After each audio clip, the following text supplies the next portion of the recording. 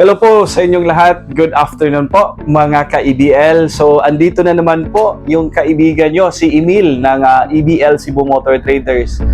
Shout out ko lang first si Sir Jerry Lingo ng taga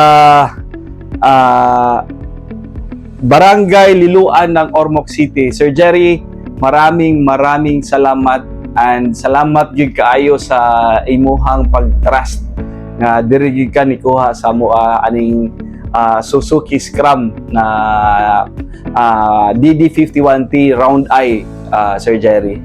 So again mga ka-EBL, actually itong unit na po natin, ito po ay bali nag-change color tayo nito. Kasi nung una na pinost namin to, yung color nito is autumn red. But talagang nagustuhan ni Sir Jerry kasi matagal na daw siya na nag-aabang at saka nagpa-follow sa natin, sa YouTube channel natin. Talagang naghahanap talaga siya ng round eye. So ngayon mga ka-EBL, papakita natin itong change color natin na unit. Talagang rare to mga ka-EBL. Round eye. Ito po ay mayroon high and low Alvin. Yung kanyang 4x4. Talagang ang ganda. Tapos air condition na po. Tara, samahan niyo po ako. Papakita natin itong order ni Sir Jerry Lingo ng Barangay Liluan, Ormoc City.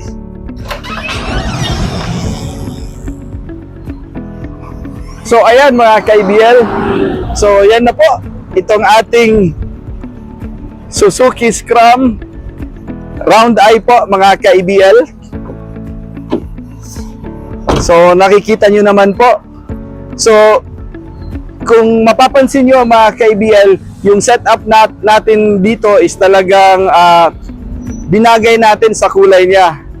Yung rims po niya, itong ating alloy na size 13 at saka kikita nyo po, ito is para gray.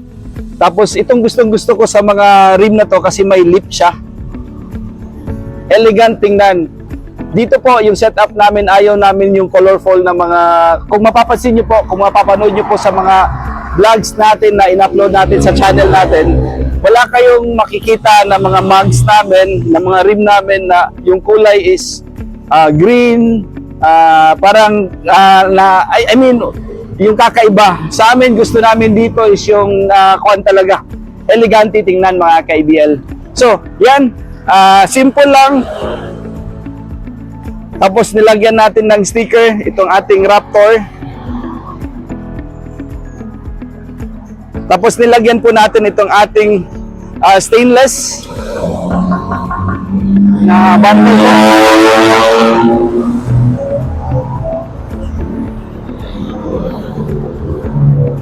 So ready for release na to mga ka-EBL sa Ormoc. Bin check natin dito yung under chassis natin. Yan, talagang in-undercoat natin yan mga ka-EBL. So lahat po to mga ka-EBL, wala tong cutting yung mga chassis. Wala po yung cutting. So ang kulay nito is beige or cream mga ka-EBL. Tapos nilagyan din natin ng stainless stepboard dito. Tapos yung spare tire natin, good ride, yung size 12. Kasi hindi pwede yung kargador ang ilagay natin. Kasi yung rim ng original sa Japan is 12. Tapos yung kargador is size 13. So hindi siya kakasya sa carrier natin.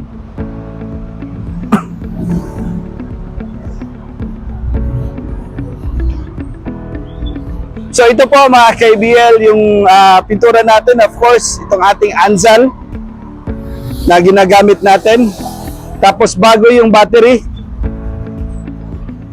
Ito po, bago po yung battery na yan. So pakita natin yung ating interior po. Ayan. Yan po yung upholstery seats natin mga ka-ABL. Kung mapapansin nyo po yan mga ka-ABL, kami lang po yung ganito yung upholstery na nilalagay natin sa mga units. Kahit saan po kayo magpunta. Iba po yung design namin. So tapos yung ceiling namin, ayan po.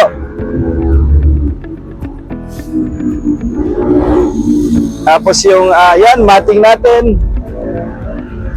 Kung makikita nyo po, yan yung aircon po natin.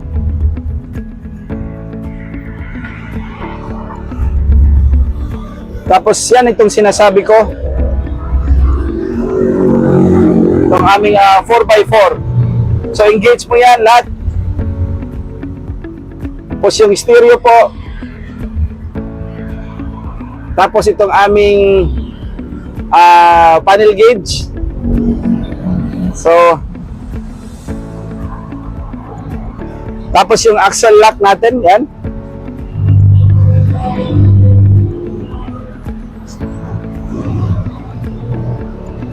So, ayan po mga ka-ABL. So, ang aming unit natin mga ka-ABL, kasi nga aircon po, nag-add lang po tayo ng, itong unit namin is 235,000. Dahil nga po sa aircon, so nag-add tayo ng 3,000. So, ang additional lang po nito, yung aircon na 3,000, plus yung bumper po na 6.5. Yan, yung stainless sa harap. Kasi yung stainless po dito mga ka-ABL is kasama na po yan sa price natin, sa unit natin. I mean, so kahapon may pumunta po dito, hindi ko lang to i-mention, kasi ang daming nagsinasabi, mahal daw tayo kasi mataas yung price natin sa iba. So kahapon, mayroong bumili dito, taga Samar, taga Waray-Waray, taga Eastern Samar. Binili niya, yung unit niya is yung Suzuki DA63 Alvin. Yung 63 niya, hindi kompleto, hindi naka-lift up, walang canopy, walang canopy, walang backseat, walang stepboard. Tapos yung rims niya, yung tires is original. Yung kuha niya doon sa isang company is 229,000. So imagine that po. Tapos dito sa amin 245 yung hindi yung ganitong model, yung mga DE63 series natin. Kompleto na po yan lahat. Meron ng itong canopy natin, meron ng folding chairs, naka-lift up na, naka-cargador tires, tapos itong aming stainless na unit. So yun ang tinatanong ko, minsan nagtataka ako, bakit kaya ang mahal natin, mahal? Hindi naman ata, tama lang yung presyo natin. Imagine na meron kaming nirerenta ng 2 display center namin at saka yung yard namin at saka nagbabayad po tayo ng tax. Yun lang po mga ka-ABL. Baka yung iba hindi yung nagbabayad, wala silang rent. So medyo mababa yung price natin. Pero ina-assure ko lang po sa inyo yung quality natin, Alvin. Makikita nyo naman po sa unit. Ayan.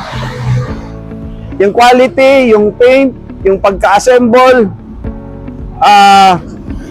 yung pag-recon ng unit, yan po ang importante niyan. Talaga dito sa amin, complete recon unit. Ito, pinalitan natin ng belt, Alvin, air cleaner, bago yung spark plugs, bago yung distributor cap, fuel filter, at saka oil filter mga ka-ABL. So ayan po, makikita nyo naman po yan. So supposedly mga ka-ABL, ipapadala namin to tonight sa Cebu, Hilongos. Pero inform ko muna si Sir Jerry na hindi natin to itutuloy, Alvin, tonight na ipadala kasi may check lang kami. Titingnan namin yung water pump niya kasi medyo tumaas yung kanyang temperature. So ayan po mga ka-ABL.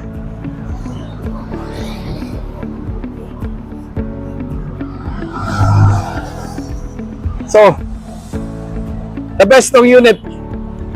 So again mga ka-ABL, kung gusto niyo po mag-order ng ganitong unit, meron po tayo sa yard natin. At saka ang madami sa amin ngayon is yung mga 4x4 na Suzuki DA63 at saka 4x2 at saka yung mga van type natin at saka mga double cab na mga Suzuki po.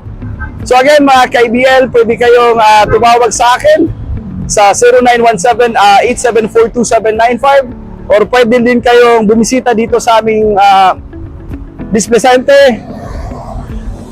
dito po sa SRP Kansong Talisay, Cebu. So again mga ka-IBL, maraming salamat po sa panunood niyo po sa amin, sa mga vlogs po namin na ina-upload namin sa YouTube channel namin. Sana hindi po kayo magsawa sa panunood po ng mga video namin. So again, Sir Jerry, for sure, by Monday morning, by Monday, ipapadala na namin to sa inyo. Pero check po muna natin kasi ayaw ko magpadala na sa tingin ko medyo hindi ako sigurado kasi baka magka-problema tayo. Again mga ka-IBL, Sir Jerry, maraming salamat po. Thank you po mga ka-IBL.